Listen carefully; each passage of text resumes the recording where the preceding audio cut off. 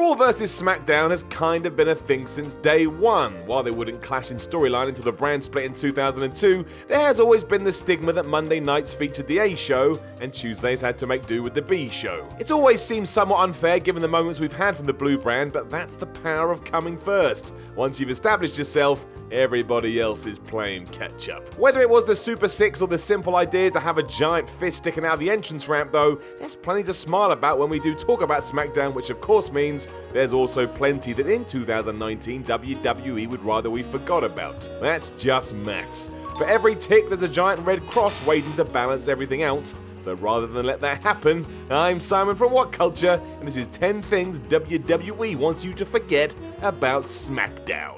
Number 10, Brock Lesnar throws Zach Gowen down a flight of stairs. Brock Lesnar's 2003 heel turn was interesting. Siding with Vince McMahon had a similar effect to when The Rock and Stone Cold Steve Austin had done the same, and fans were happy to boo him. He'd screwed Kurt Angle in the process too, and that was all that was needed. He was officially scum. For some reason though, the way WWE decided to double down on this was to turn him into a huge bully who picked on the little guy. Brock knew how large he was, and got no greater pleasure than when he was eating other small wrestlers alive. The one victim that stands out the most is Zach Gowen. The one-legged wrestler was able to pick up a DQ win over the Beast, and that was enough for Brock to lose his damn mind. The following week, Lesnar ambushed Gowen, who was in a wheelchair, and threw him down a flight of stairs. It was absolutely brutal and the complete opposite of the PG world we know today, which is likely why WWE not only never features it in a video package, but also why they want you to ignore it. It's a tough angle to justify, especially when you break it down. Monster hurls one-legged man to his doom. It worked in the sense I remember the buzz it created at the time, but now,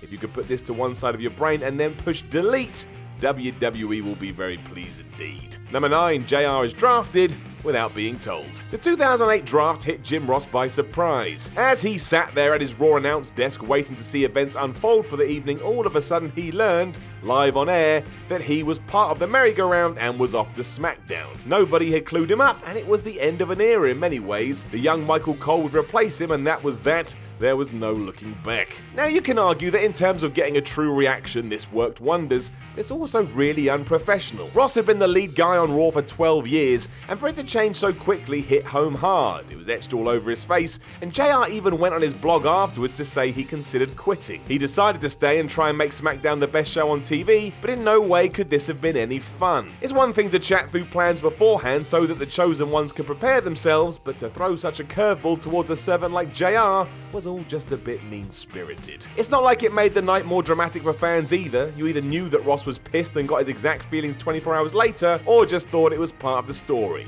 The only person that suffered was good old Jim Ross. Number 8, Paul Heyman is fired as lead writer. SmackDown hit a creative peak in 2002 and 2003. Led forward by Paul Heyman and the aforementioned Super Six, the former ECW man also held things together in his role as GM as he unleashed Eddie Guerrero, Edge, Rey Mysterio, Chavo Guerrero, Chris Benoit, and Kurt Angle onto the universe. Each one will go on to win a world title, and yes, I am counting Chavo's ECW championship win, which shows just what had been created here. That filtered all the way down to fans' reactions and ratings too. People loved it. That's why there was a lot of raised eyebrows when he was fired in 2004. Within the space of 2 years, he'd won Best Booker in the Wrestling Observer Awards to getting his walking papers, and nobody knew why until an episode of Steve Austin's podcast. With Heyman as his guest, Paul revealed that the reason for this was because he had secretly listened into a Raw conference call, which was a big no-no. He hadn't heard anything of real importance, but also, he'd fallen asleep, and I don't think that mattered. The McMahons made up their minds and got rid of him, which sucked because it robbed the audience of a time which could have been gold for far longer.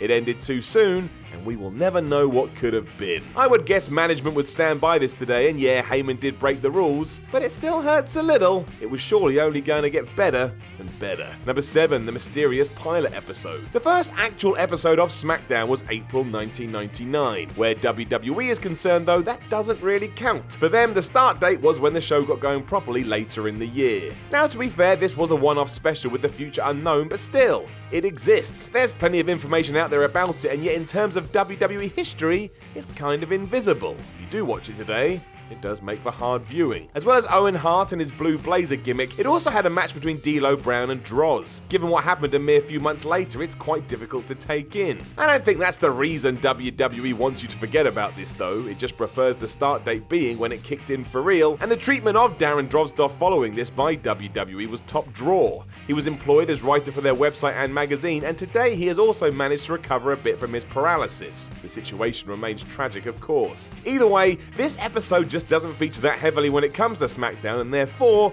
you should wipe it from your mind. Even if you don't, it won't make a difference. It really never gets talked about. Number 6, that time where SmackDown was just Raw 2. Before the brand split returned to the WWE in 2016, SmackDown had become an interesting beast, mostly as it was nothing more than Raw reruns. Essentially serving as a way to remind you of storylines that had gone down on Monday with a few nothing matches thrown in for good measure, it became pointless for a while. You missed nothing, and the only reason to watch it is if somehow you couldn't figure out what had happened on Raw, despite the internet most definitely being a thing. It showed as ratings dropped and there was barely any chatter about it, and it was a big reason why there was so much buzz when WWE announced the dual rosters were returning and that SmackDown would go live on Tuesdays. It was all that was needed to give it a kick in the ass and finally become relevant again. It also meant that we now had to watch 5 hours of programming a week, but at least at this juncture, pay-per-views weren't 68 hours long. That changed, didn't it? Boy, did that change. I'd also go as far to say that this split was far better than the one prior, and now has resulted in SmackDown moving to Fox in October. There was no way that was happening back in 2015. Not sure they even knew SmackDown was a thing. Number 5, Michael Hayes almost kills John Cena's push. We all know who John Cena is these days, and really if it wasn't for him, who knows what state WWE would be in 2019. Say what you want, but if it wasn't for the man who can't be seen, some lean years would have been scraped right down to the bone. This was almost the case in November 2003. During a creative meeting, longtime bigwig Michael Hayes suggested a newly turned face John Cena attack tag partner Chris Benoit after a match against the full-blooded Italians. It would paint him as a stone-cold type who wasn't able to control his emotions, or at least that's how Hayes saw it. Fortunately for him, no one else did. The former Freebird had come up with a great way to get around that, however. He apparently just ignored it and took the concept to Vince McMahon anyway under the guise that everyone was really behind it. It found its way into the show, and as soon as Cena had smashed Benoit with the FU, everyone was confused. The twist in the tale were rumours that Hayes had done this on purpose to try and slow down SmackDown's hottest new star, but why he would do that, we don't know. This was a hiccup that no one needed, especially as Cena was on the cusp of something far bigger than we all realised. Number 4, the Great KHALI becomes world champion. Towards his last days in the company, the Great KHALI was a comedy character and nothing more. His best time was far behind him, and WWE just used his immense height to underline how ridiculous it was that he would dance every now and then. This was not the case a few years prior. Booked as a monster heel, you could believe KHALI as a threat because he was massive.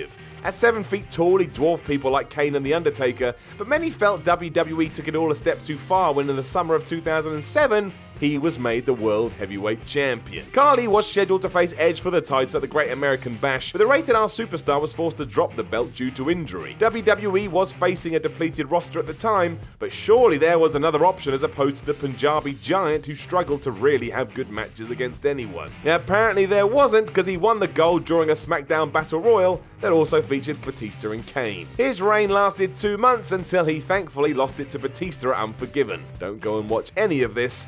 There is no need. Number 3, Michelle McCool bullies Mickie James. Michelle McCool's feud with Mickie James moved away from a simple good guy versus bad guy storyline and focused squarely on the idea of bullying. Dubbing her as Piggy James, McCool laid into her, insinuating that she was overweight, even though that clearly wasn't the case in any sense. It would have been bad either way, but seeing sidekick Layla mock her by dressing in a fat suit doubled down on that, and it left a bad taste in everybody's mouth. One can only begin to imagine the sort of confusion and insecurity this angle could have heaped upon young fans, although there is a counter-argument, of course, which James herself commented on, stating that it sheds some light on a big issue in our school system and on the internet. That is fair, and it is important to tackle bullying wherever we can, but the heavy-handed manner in which the narrative was handled ensured it was rightfully blasted by critics and fans alike. It didn't feel like it was being done to raise awareness, and instead was merely to take shots at Mickie James. That, my friends, is not cool. Number 2, Melina accuses Batista of sexual assault. Another example of SmackDown attempting to engage with a serious theme but just not handling it in the right way at all. It seems WWE realised this because it was rightfully axed after only a few weeks due to a Batista injury and then never brought up again. If it had gone all the way though, there's every chance we'd been looking back on it as one of the worst storylines of all time. Seemingly inspired by Melina's real-life affair with Batista at the expense of boyfriend Johnny Nitro, the angle called for Melina to seduce the animal backstage, which would distract him from his tag team title match against Eminem. It would prove to be unsuccessful as Batista was later shown leaving the locker room and thanking her for the warm-up before he handily beat Mercury and Nitro alongside Rey Mysterio. The next week, Melina held a press conference in the middle of the ring, claiming to have been sexually harassed by Batista, even though the clear implication was that she was lying and that all this had been consensual. While it didn't seem like it at the time, Batista getting hurt may have been a blessing in disguise because this would have gone down a path nobody would have wanted. Thankfully, we've come a long way since 2005, but still, this will make your skin crawl. It's so misguided. Number 1, Muhammad Hassan. One you probably guessed before we got here. The reason for that is because it's impossible to overlook when you do go through the history of SmackDown. Pegged with an outdated foreign gimmick that screamed poor taste, it also played on a fragile political environment post 9/11, and was inaccurate to boot. The man named Muhammad Hassan was actually Mark Capani, an Italian-American who just happened to be saddled with this concept and deal with whatever fallout there was. And fair play to Hassan as he handled his promos as maturely and progressively as he could, but he was always fighting the fact he was booked as a heel. Seeing him do that and a crowd booing, well, it was just unsettling. The real nail in the coffin, however, was when Muhammad's manager Daivari was easily defeated by The Undertaker in a squash match before the man himself moved to the entrance ramp and dropped to his knees in prayer. From there, a team of masked soldiers in military fatigues charged the ring and beat down the Phenom before lifting Daivari over their heads, carrying him to the back. This would have been highly controversial at the best of times, but the fact the London bombings occurred between the taping and airing of SmackDown sparked national outrage. Under fire from several media outlets across the globe, the WWE was forced to drop Hassan and Daivari from their programming entirely, sending them back to developmental to adjust their characters. Although Daivari would return to manage Kurt Angle and the Great Khali, Hassan was sadly released, an unfortunate victim of the worst incident in SmackDown's lifetime. Know of any other things WWE wants you to forget about SmackDown? Let us know in the comments below, and don't forget to like, share, and subscribe. Then head over to WhatCulture.com and read yourself some articles, and follow WhatCulture on Twitter at WhatCultureWWE. My name is Simon from WhatCulture, and I will chat to you again soon.